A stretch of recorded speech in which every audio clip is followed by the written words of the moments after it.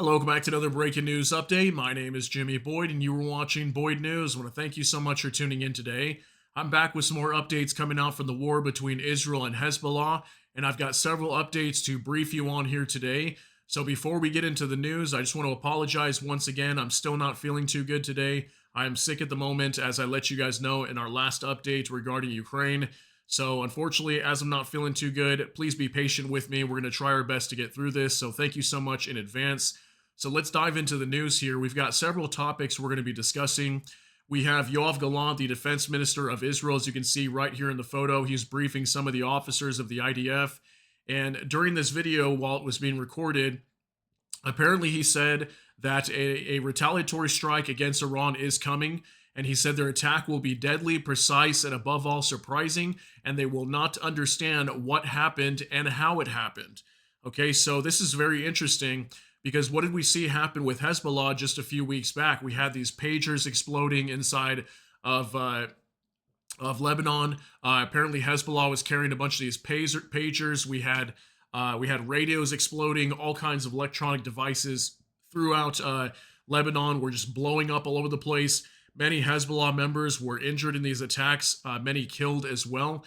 So it makes me wonder if we're going to see something along the lines of that. I'm not saying we're going to see another pager attack or anything like that inside of Iran, but definitely, Israel does have some tricks up their sleeves, as we definitely have seen over time throughout the duration of this war and conflict that has broken out.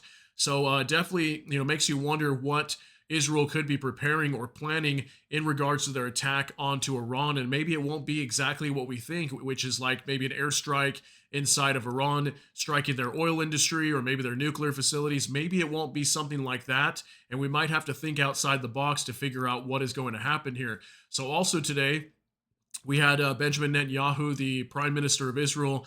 He spoke over the phone with President Joe Biden from the United States, also Vice President Harris.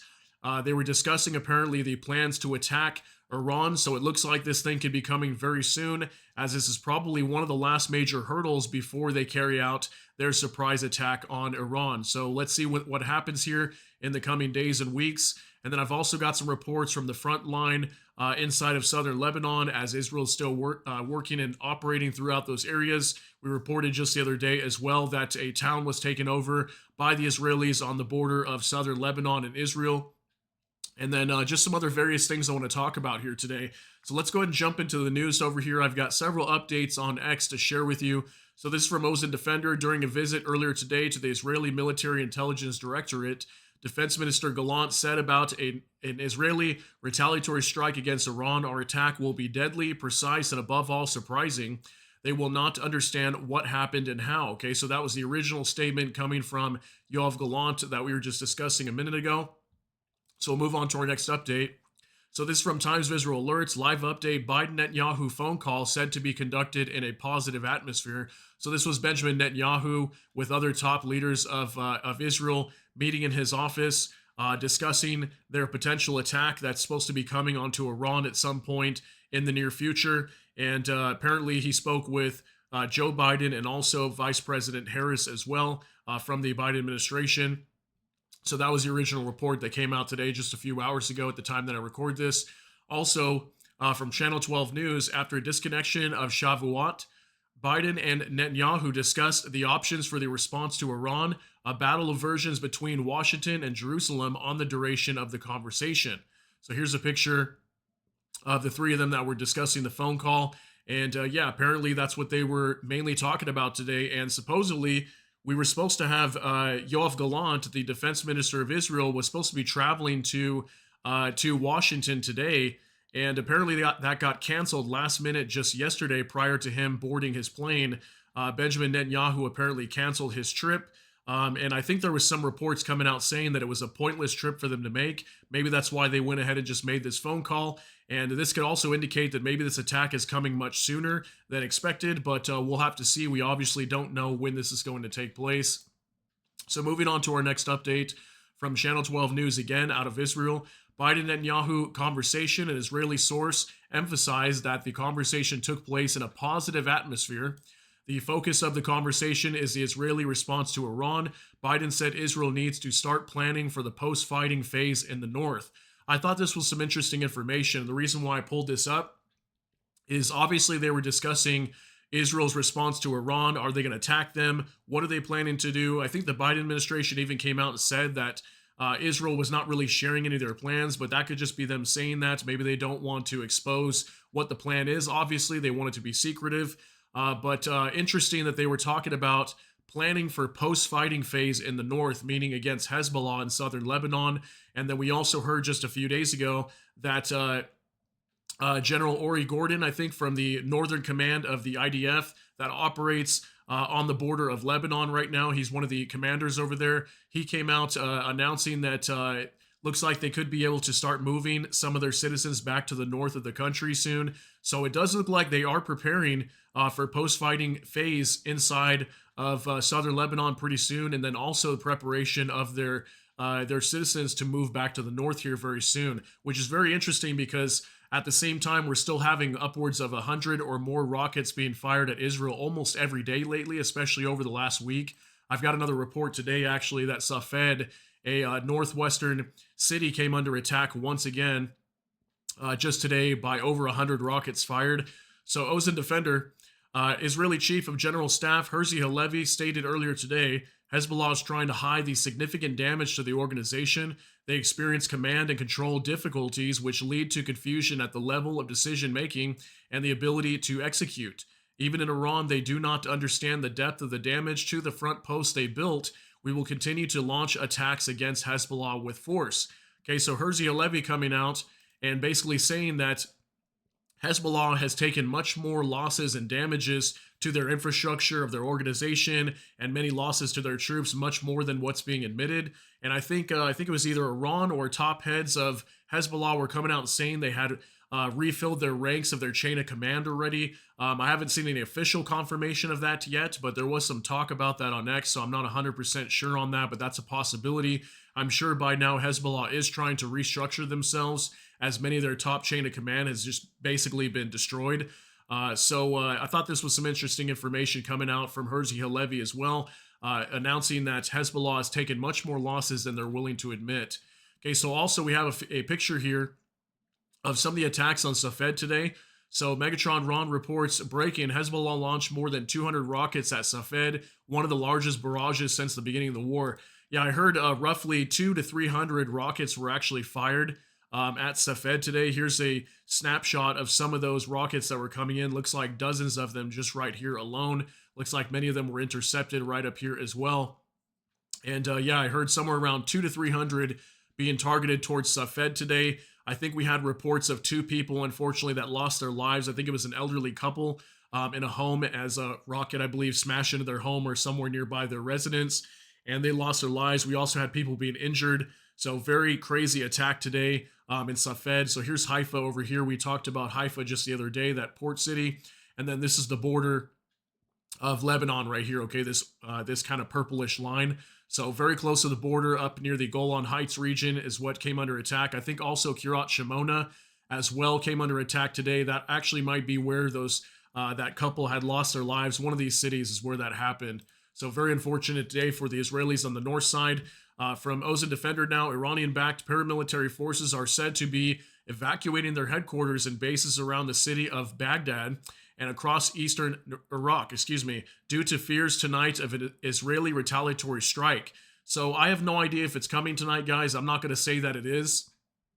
But Ozan Defender stating that the Iranian-backed groups in the Middle East in Iraq are starting to evacuate some of their headquarters and bases, okay, in around the city of Baghdad and eastern Iraq due to fears of a retaliatory strike, and maybe they could be coming under attack as well. As I think just literally last night, again, there was reports of a drone that was fired, is what the IDF said came from the quote-unquote the east, is what they said. So that usually means either Iraq or Syria where this drone was fired from. I think it was intercepted. So the Islamic Resistance of Iraq, that group in the Middle East, in Syria and Iraq, are generally targeting Israel every now and then with drones.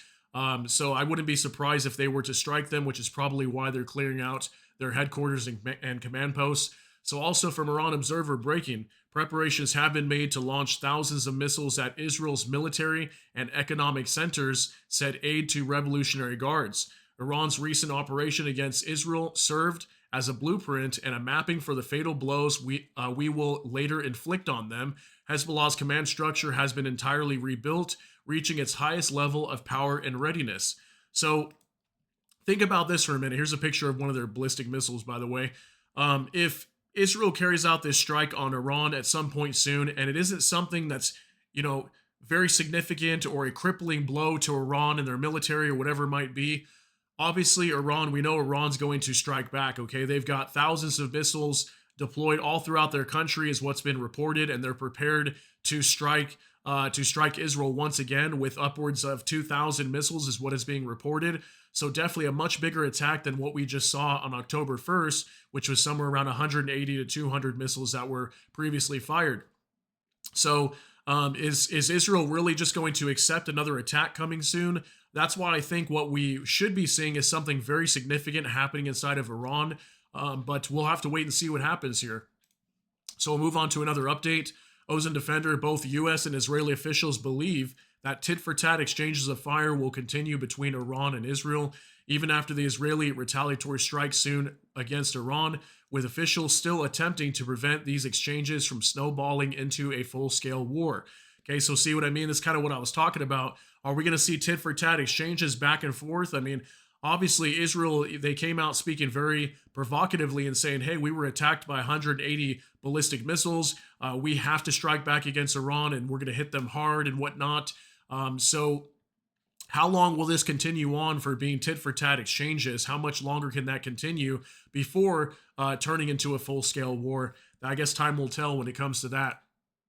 So also from Megatron Ron, new the Israeli military announces 168 injured soldiers since the limited ground invasion of Lebanon began, including 38 in the last 24 hours. Okay, so this is apparently what the IDF is reporting. 168 soldiers have been injured so far inside of southern Lebanon as the limited ground invasion has been progressing over the last, week and a half or so. And 38 already injured just in the last 24 hours. So it looks like something bad happened if 38 soldiers got injured just in the last day.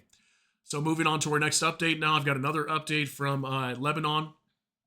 Ozone Defender, Israeli forces are continuing to operate in southern Lebanon with soldiers working towards the dismantling of rocket launch sites while engaged in close quarters combat with Hezbollah terrorists. In the last 24 hours, over 100 terror targets in southern Lebanon have been destroyed, alongside 85 other targets across the country. So here's a few pictures of the IDF operating throughout Lebanon, as you can see here.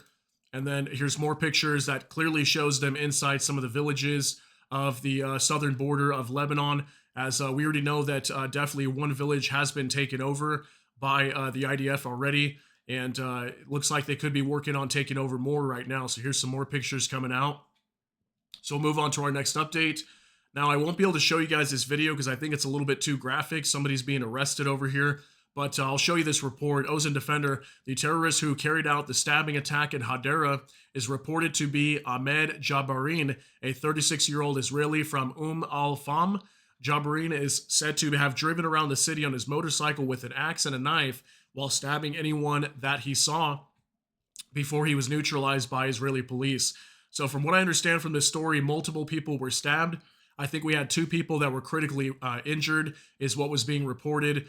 This was apparently being called a criminal act in the beginning, but then eventually Israel came out and said that this was actually a terror attack that happened in the city of Hadera inside of Israel. And apparently, yeah, this guy was going around on his motorcycle and stabbing people with an axe and a knife. So very unfortunate situation. We've definitely been seeing lots of these types of attacks happening in Israel right now, obviously because of the things that are going on. Israel is very destabilized right now, and lots of people that want to do harm to many of the citizens there in that nation. So 2 more things I want to discuss here now, pretty much the same story. So Vicegrad24 reports breaking. The Islamic regime in Iran has issued a warning to Saudi Arabia and Kuwait, telling them that Tehran said it would be unacceptable if their airspace is used for Israeli or U.S. airstrikes against the Islamic regime. Okay, here's Ali Khamenei, the supreme leader of Iran. And this report actually came out yesterday. But I wanted to share this with you as we have an update in regards to this. So yeah, Iran coming out and warning some of the Gulf nations like Saudi Arabia and Kuwait not to allow the U.S. and Israel to use their bases or their airspace to carry out any kind of an attack on Iran at some point soon, as we know this is going to happen. So obviously, if some of these Gulf nations were to let Israel or the U.S. use their airspace to fly over it or whatnot to carry out an attack against Iran, it would make it much easier for them to do so. So Iran coming out and warning some of the Gulf nations not to allow that to happen. So this was the new update from Ocean Defender. Less than 24 hours after threatening all Gulf nations if they allowed Israel to use their airspace for strikes against Iran, the foreign minister of Iran, Abbas Araghchi, met with the Crown Prince of Saudi Arabia, Mohammed bin Salman, today in Riyadh. Okay, so this was him meeting with the Crown Prince of Saudi Arabia. And this shows right here that obviously they mean business and they're very serious about Saudi Arabia not allowing the U.S. or maybe Israel to use their airspace to carry out some sort of attack. And then also Iran appears to be very worried that this attack is definitely coming. And as from what we know, the Israelis have come out saying multiple times they will do this at some point, and we're still expecting it to be something very significant today. So I just wanted to bring you some quick updates of what's coming, what's going on in the Middle East. What's going on over here. How are things developing? Obviously, we're still waiting for this strike on Iran at some point soon, so we'll see what happens with that. But I want to thank you so much for tuning in today, and thank you for being patient with me as I'm not feeling too good. But that's going to be it for today's update. If you got something out of this, please smash that like button. Also, if you enjoy my content, please consider subscribing down below. Hit the notification bell. That way YouTube can notify you. And with that, hope you all have a great day. Everybody take care and God bless, and we'll see you in the next one.